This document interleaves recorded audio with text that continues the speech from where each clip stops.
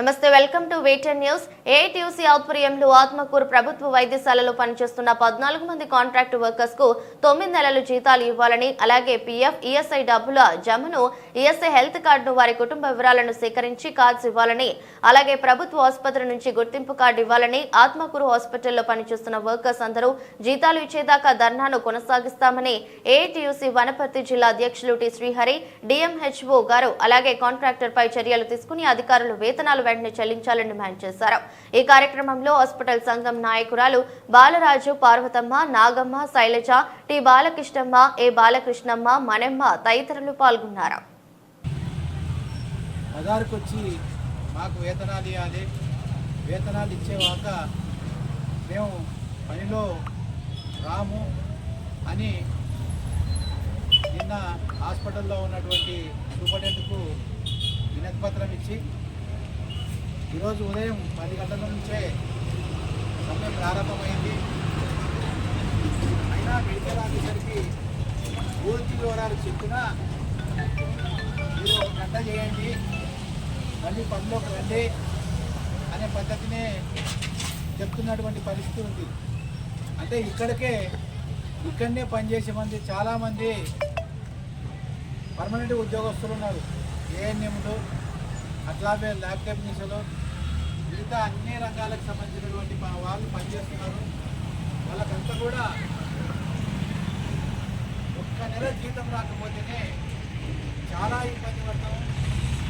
9 నెలలు ఓచుకొని పనిచేస్తున్నారంటే చాలా గొప్ప పని అయినటువంటి వాళ్ళని ఇక్కడ పనిచేసినటువంటి ఉద్యోగస్తులే చెప్పేటటువంటి పరిస్థితి వచ్చింది. అంటే ఈ కాంట్రాక్టర్లు ఎంత నిర్లక్ష్యంగా ఉన్నారు, దీని మీద పరిశీలన చేసినటువంటి అధికారులు కూడా ఎంత నిర్లక్ష్యం ఉండరు అనేది పూర్తిగా ఈ వేతనాలు ఇచ్చే దాంట్లో పట్టబయలవుతుంది.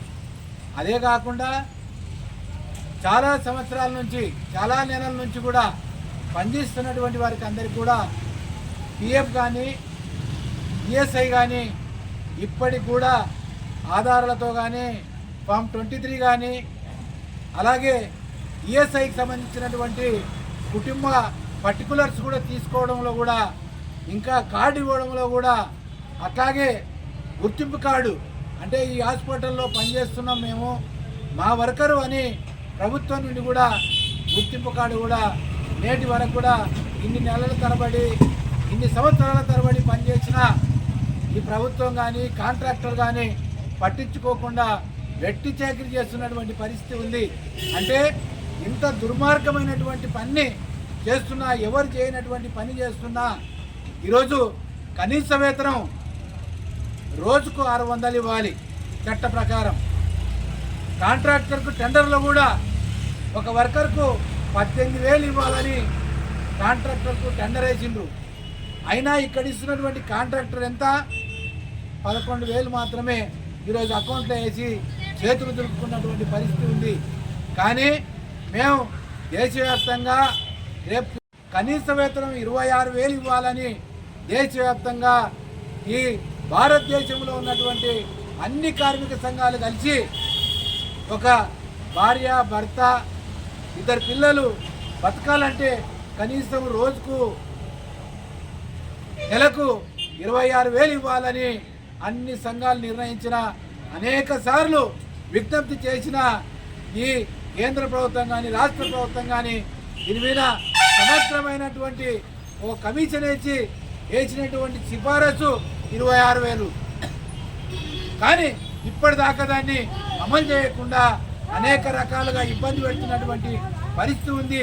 చేస్తే చేయండి, పోతే పోండి అని ఇప్పుడే ఒక మెడికల్ ఆఫీసర్ చెప్పినటువంటి పరిస్థితి ఉంది.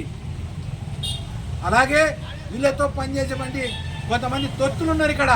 ఈ తొత్తులు కూడా ఏం మాట్లాడుతున్నారు, మీటింగ్ పోతే కానీ, మాకు రావాల్సిన హక్కుల కోసం పోతే కానీ మిమ్మల్ని ఇంక అటు నుంచి అంటే ఇంటికి పంపేటటువంటి పద్ధతి చెప్తున్నారు అధికారులు అని ఈ దాంట్లో పనిచేసే వాళ్ళే ఈ రకమైనటువంటి పద్ధతిని మాట్లాడుతున్నారు. కాబట్టి వీటన్నిటికీ ధైర్యం చేసి ఏమన్నా కానీ అనే ఈరోజు వర్కర్స్ తెగించి కూర్చొని మాకు వేతనాలు ఇవ్వాలి, వేతనాలు ఇచ్చేదాకా మేము పనిలోకి రాము అని మెడికల్ ఆఫీసర్ కూడా తెగేసి చెప్పినటువంటి విషయాన్ని, అంటే వాళ్ళ కుటుంబాల్లో వాళ్ళ భర్తలు వాళ్ళ పిల్లలు ఎంత ఇబ్బంది పడుతున్నారు అనేటువంటి విషయాన్ని వాళ్ళు వ్యక్తపరుస్తున్నారు.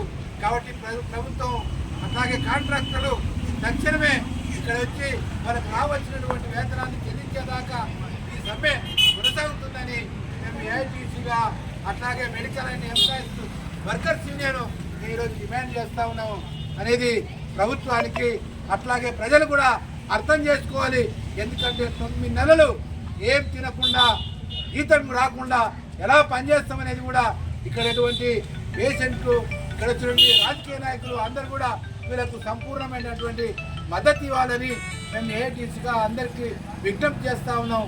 సమ్మె జీతం వచ్చేదాకా సమ్మె కొనసాగుతుంది అనేది మేము ఏఐటీసీగా ప్రజలకు కూడా తెలియజేస్తున్నాం, అధికారులకు కూడా తెలియజేస్తున్నాం, అలాగే కాంట్రాక్టర్లకు కూడా హెచ్చరిస్తున్నామని తెలియజేస్తూ ముగిస్తున్నాం.